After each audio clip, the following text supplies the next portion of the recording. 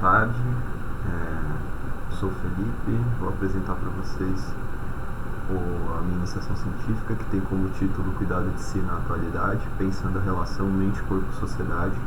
Foi orientada pelo professor José Paulo Florenzano, do Departamento de Ciências Sociais. Então, para começar, o problema de pesquisa que foi colocado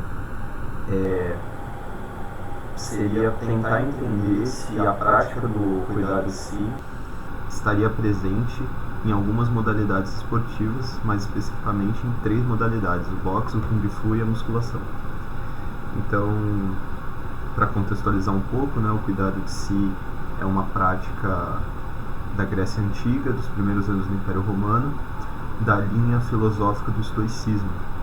E a ideia seria uma série de reflexões que levariam o sujeito que se submete a essas reflexões a pensar a própria vida e as próprias atitudes no sentido de criar uma independência em relação aos acontecimentos externos, aos acontecimentos do mundo, e com essa independência que ele cria por meio da reflexão, ele consegue ter uma vida mais harmônica, uma vida menos estressante, uma vida mais com uma qualidade mais proveitosa, digamos assim.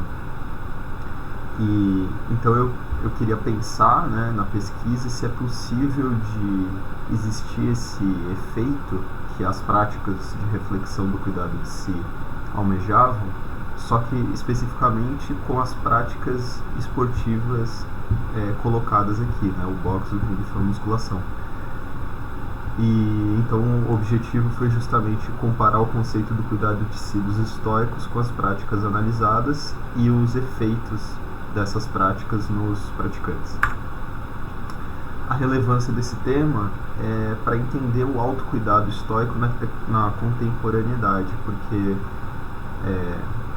por exemplo, o autor Byung-Chul Han, com o livro Sociedade do Cansaço, ele caracteriza bastante a nossa sociedade neoliberal como uma sociedade que adoece os indivíduos, os sujeitos, e em vista disso, dessa busca por produtividade e as diversas dificuldades e doenças que surgem no mundo atual, ansiedade, depressão, me pareceu que essa questão do autocuidado tem uma importância especial, frente a essa situação contemporânea. Então a relevância seria nesse sentido. Os procedimentos utilizados foram a revisão bibliográfica de outros autores-chave e a etnografia nessas 3 academias, uma de boxe, outra de kung fu, a outra de musculação.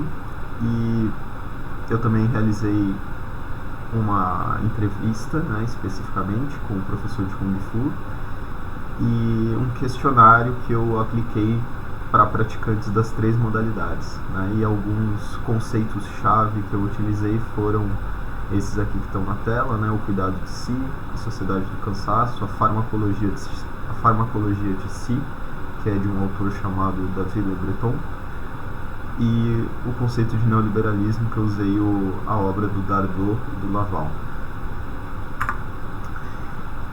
E então, indo para os resultados e para a discussão, depois de ter feito então a etnografia, de ter aplicado os questionários, realizado a entrevista e comparado esses dados, a conclusão que eu cheguei foi que nas 3 práticas esportivas, e também ao praticá-las e os próprios colegas ali, por meio dos questionários, retificaram isso de várias formas, foi possível observar efeitos dessas práticas que se assemelham aos efeitos buscados pelo cuidado de si. Eu citei alguns aqui como exemplo, então, por exemplo, o maior relaxamento no dia em que a prática acontecia, relaxamento mental, aumento da autoconfiança e da autoestima. As práticas foi indicado que as práticas aumentaram a autoconfiança e a autoestima dos praticantes. aumento da estabilidade emocional e da presença de emoções positivas, maior autoconhecimento, aumento da disposição. Então, são alguns dos principais efeitos que as práticas trouxeram para os praticantes. E a ideia é que, indiretamente, isso tem uma relação com o cuidado de si, porque, por exemplo, o aumento da autoconfiança e da autoestima é feito por meio dos treinos, né, de uma maneira indireta, porque objetivamente no treino eles estão ali treinando supostamente habilidades físicas, só que junto com essas habilidades físicas existe um desafio mental que não é tão aparente, e é esse desafio mental ao longo dos dias, ao longo das semanas, que vai trazendo essa autoconfiança, essa autoestima. Além do próprio relaxamento, por exemplo, no dia em que a prática acontece, também foi uma coisa bastante enfatizada no questionário. E isso, por que isso seria associável ao cuidado de si? Porque são habilidades treinadas dentro de um ginásio, dentro de uma academia, só que são replicadas para a vida do praticante como um todo, independente da academia. Então, para além da academia, a autoconfiança aumenta para além da academia, né? Ela se desenvolve num espaço específico, mas ela se aplica em qualquer área da vida, né? Em princípio seria isso. E assim como a estabilidade emocional, as emoções positivas. Então, a ideia seria que essas habilidades que são treinadas e aplicadas depois em outras áreas da vida, elas se assemelham ao cuidado de si porque elas trazem essa autonomia, né? Essa autoconfiança também gera uma autonomia, né? A autoestima também gera uma autonomia. A autonomia porque você, independente do que acontece externamente, a sua autoconfiança aumentou. Então, a sua autonomia também aumentou. Aqui é um exemplo, né, de um gráfico que ilustra esses dados que eu estava falando. Esse gráfico foi tirado da própria iniciação científica. E só para esclarecer, né, porque, por exemplo, aqui no caso das emoções positivas, a musculação deu 100% ali, só que nas emoções estáveis deu 30%, então parece que esse dado estaria errado, mas na verdade foi a maneira como eu organizei o gráfico. Eu considerei para uma mesma resposta duas categorias diferentes, então por isso que parece que está repetido o dado, mas na verdade não está.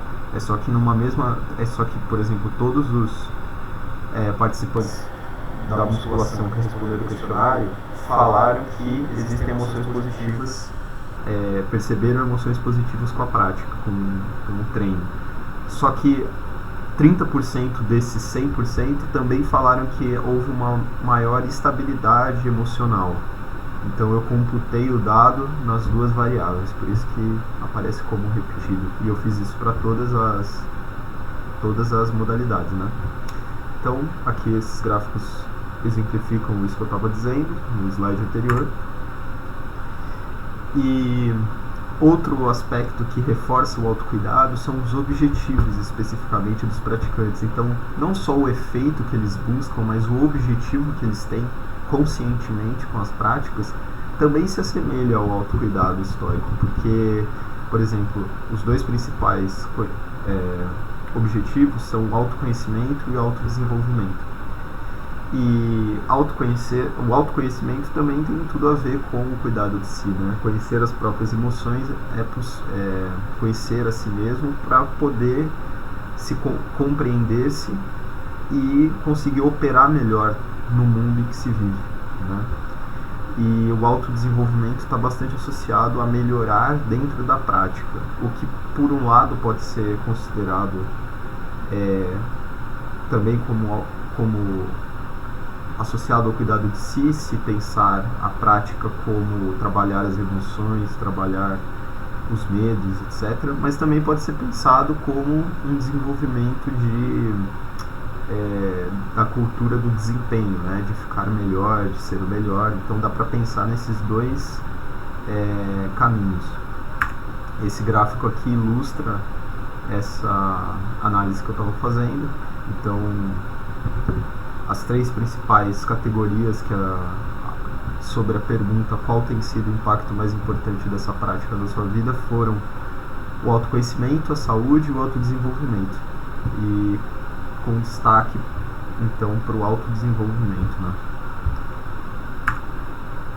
E especificamente no caso da musculação, houve uma diferença, né? Então, entre Kung Fu Box e musculação, na musculação especificamente, ela se preocupa, né? Os sujeitos que responderam o questionário e faziam musculação demonstraram uma preocupação com a autoimagem, e isso não foi observado nas outras 2 práticas. E além disso também houve uma menor percepção da alteração emocional corporal no dia em que a prática acontecia, no caso da musculação. Então parece que a musculação ela teve um efeito um pouco menor, por um lado, em relação às outras práticas, no sentido da autopercepção, e ela teve um efeito completamente distinto das outras práticas nessa preocupação com a autoimagem, porque foi a única que demonstrou essa preocupação. E nesse caso, por se preocupar com a autoimagem, isso é não só um distanciamento do cuidado de si, mas uma direção oposta ao cuidado de si, porque o autocuidado busca, no caso dos estoicos, uma independência do mundo externo, e essa busca por uma imagem e estar próximo de um ideal estético masculino, que aparenta força, etc., isso está mais associado a se encaixar numa norma, e, portanto, seria se adaptar a si mesmo ao que o mundo pede de si. E, nesse caso, seria, portanto, não uma autonomia, mas uma dependência de um ideal. Por isso, seria uma situação oposta ao cuidado de si. Então, as considerações finais são que nas 3 práticas foi possível encontrar efeitos do autocuidado estoico, e os objetivos também dos praticantes se assemelham aos objetivos que o cuidado de si grego busca.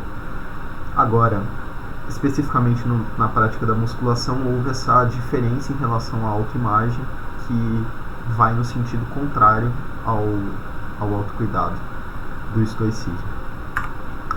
Aqui estão algumas das principais referências, e aqui os contatos, meu contato do meu orientador, e eu agradeço a oportunidade de estar aqui com vocês fazendo essa apresentação. Obrigado.